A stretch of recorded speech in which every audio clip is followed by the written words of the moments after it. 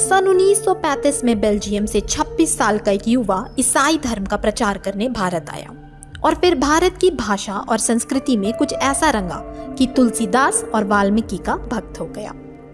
भारत में शब्दकोश का जिक्र जब भी आता है तब उस साहित्यकार का नाम जहन में जरूर आता है जिन्होंने सबसे मशहूर अंग्रेजी हिंदी शब्दकोश की रचना की।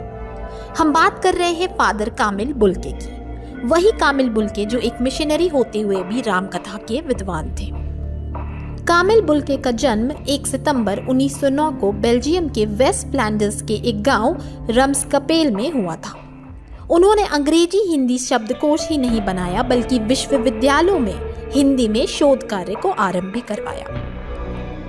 1934 में वे ईसाई धर्म प्रचारक के रूप में भारत आए। 16 वर्ष बाद 1950 में उन्हें भारत की नागरिकता प्राप्त हुई।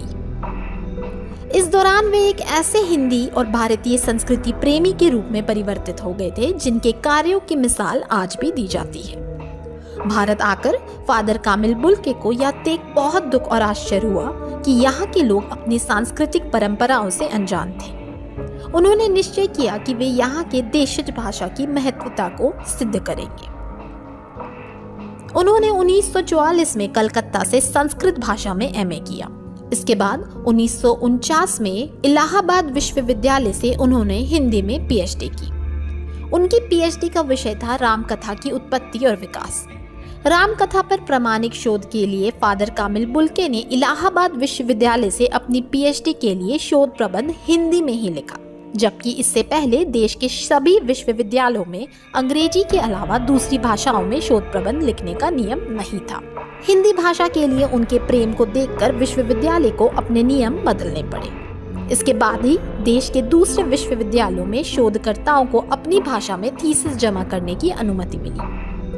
फादर कामिल बुल्के ने रांची के सेंट जेवियर कॉलेज में हिंदी और संस्कृत भाषा के प्रोफेसर के रूप में काम किया। हालांकि बाद में उन्होंने खुद को पूरी तरह हिंदी साहित्य और भाषा के लिए समर्पित कर दिया। इसका परिणाम उनके द्वारा रचे गए कई अमूल्य ग्रंथ हैं, जिनमें सबसे मशहूर अंग्रेजी हिंदी शब्दकोश और बाइबल का हिंदी अनुवाद शामिल है। उनके अतुलनीय योगदान का सम्मान करते हुए उन्हें 1974 में देश के तीसरे सर्वोच्च नागरिक सम्मान पद्म भूषण से नवाजा गया। गैंग्रीन के कारण 17 अगस्त 1982 को दिल्ली में उनकी मृत्यु हो गई। प्रभातखबर.com, विश्वास वही, रफ्तार नहीं।